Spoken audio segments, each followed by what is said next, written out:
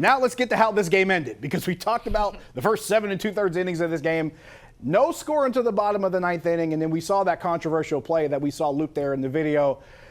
A lot of talk between both the TV broadcasts after this game ended. I know that crew was talking about it. Rob King and the guys were talking about it, but also Dan Zangrilli as well on the radio side discussing just the different rules that come into play here. And there's one in particular that Dan mentioned. It was, I believe it was Rule 7.13, talking about home plate and what should happen there. And if you're going by that letter of the rule book, Suzie, it sounds like that call might have been wrong. Yeah, so that's the enforcement role, and what I got out of whatever I read on it was essentially if somebody is trying to score and whoever is trying to tag them out at the plate, the runner is purposely trying to knock the ball out of whoever's trying to get them out of their hands or their glove. Do I think Bellinger was doing that to Bart? No, I think it was a freak accident where they bumped hands.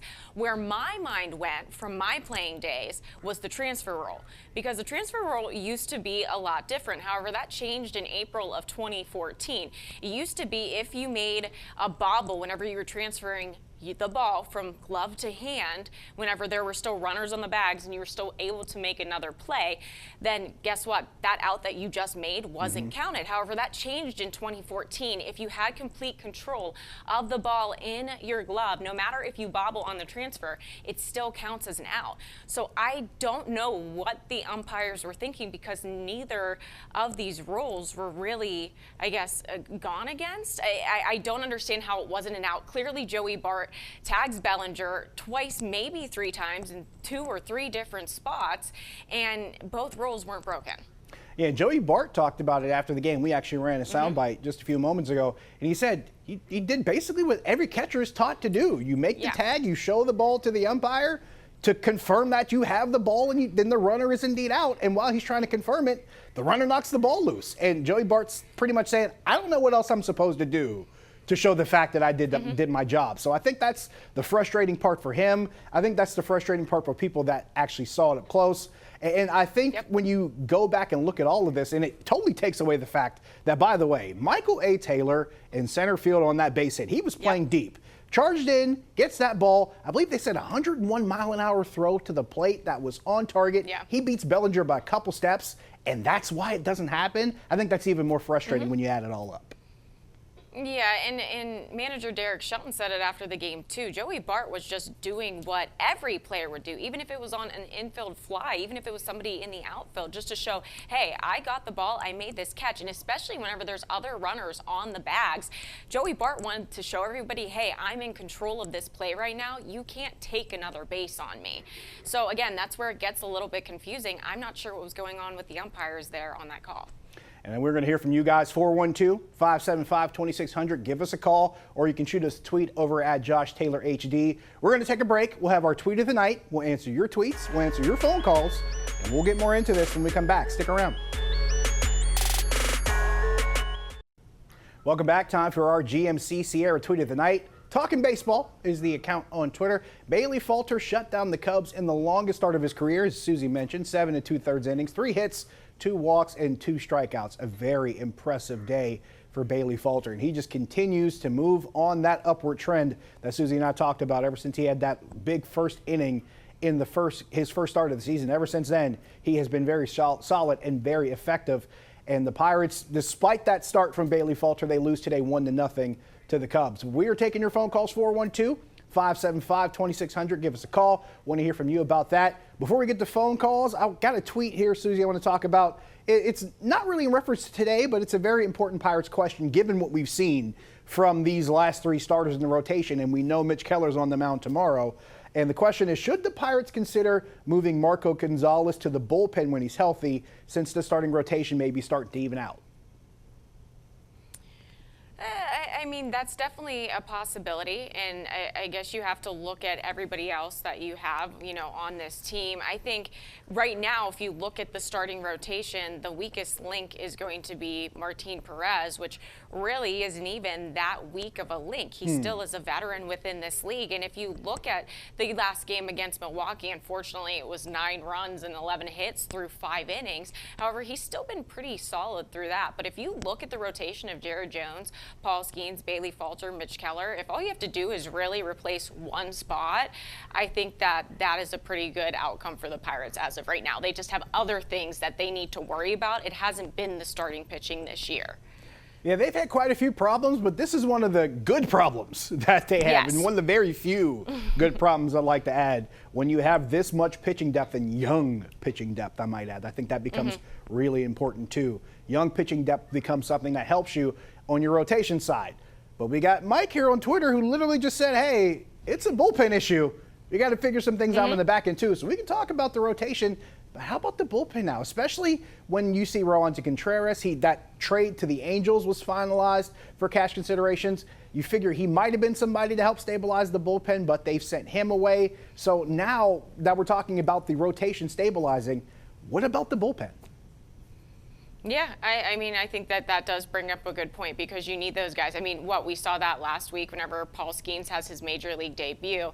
I forget who came in for him. Those 3 pitchers after him, though, just absolutely blew it, right? 6 straight walks. You can't have that coming out of the bullpen, especially whenever your starter puts up a really good start. So putting Gonzalez in the pen might fix a little bit of the problem, but then you also have to look at something like today.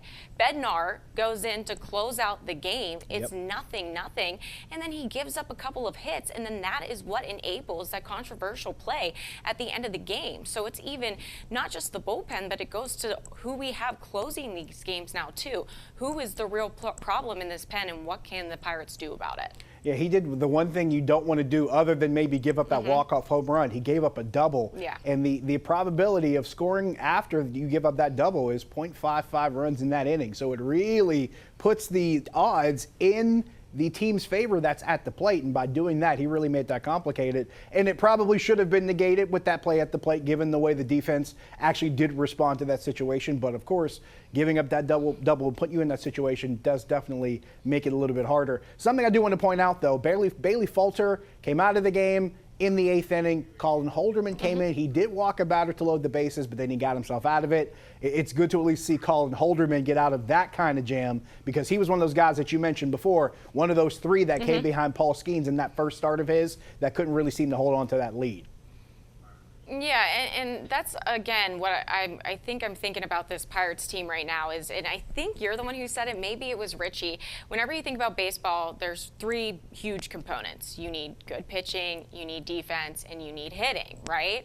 Well, today they had good pitching and they had defense. However, they didn't have their hitting. Yep. So whenever they're putting all these things, well, just 2 of the 3 things together, they still need to be able to score runs. But where we're seeing a little bit of the inconsistencies with this team is the lineup and the bullpen. So those are the 2 problems that this team needs to fix. Like we mentioned, the starting rotation isn't the problem. It's going to be, do we put Gonzalez now in the bullpen to try and fix that inconsistency problem? Because, yes, Holderman, might have blown it a little bit last Saturday, but then he comes in today and he gets himself out of a jam. But he needs to be doing that more consistently to help out his starting pitchers. Let's go to Tim in Munhall. Tim, you're on the Nightly Sports Call. Hey, good afternoon. Good evening. The reason why we're calling is the Pirates want to think about the micro games, the here and now. But the overall line problem with the organization is the last 4 years, they've been at or at the bottom in every offensive category, and it's not getting any better. If you look at their organization's reps, Altoona down in Bradenton with Lamar Johnson, which are batting down Lamar here. Johnson, They're terrible. Yeah, that's fair. And Suzie, you and I talked about this earlier in the season. We talked about what we saw from this team in spring training and all the home runs that they're hit, but you kind of put a caveat on that and say, hey, it's spring training. Some things are just not always going to be what they seem. But then that first couple weeks of the season, we saw them hitting for power. We saw them getting some slugging numbers in there. But we also saw them drawing walks, Suzie. They were doing that a lot the first couple, maybe the first few weeks of the season. Not only did the hitting drop off, we saw the walks being drawn. We saw that drop off. And a couple guys are still doing it. I think Connor Joe has still been pretty consistent with it. Andrew McCutcheon still draws them. But as a team, they were drawing more walks to start the season. They were getting more guys on base to give people opportunities to drive them in. And that's another thing that's fallen off too. And that's something that I looked up the other day. I'm pretty sure Derek Shelton said that his team is not being as selective with pitches right now as they were at the beginning of the season. They're kind of just swinging at pitches to swing. And that's something that Connor Joe, the best hitter on this team right now, only batting .288. However, he had a great 3-for-5 day at the plate yesterday. He, with his new regimen that he had going into this year, he said his biggest thing is not just going up to the plate and just swinging at whatever comes across the plate. It has to be his pitch. He has to be more selective with what he's hitting. And I think that that's a little bit of the issue that these hitters in this lineup are having right now.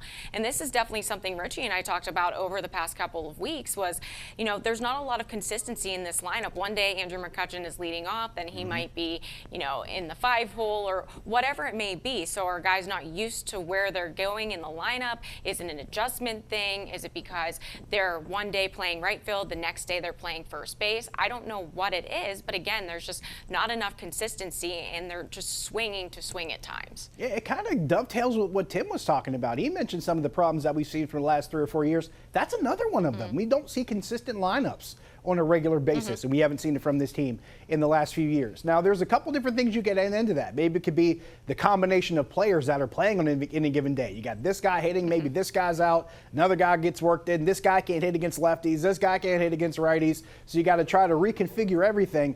But I think maybe it looks at the fact that you have so many different guys you have to adjust because of situations and trying to put them in their best opportunities to succeed, and it just doesn't work out the way you would hope. But we got to take another break. We'll wrap up when we come back. Stick around.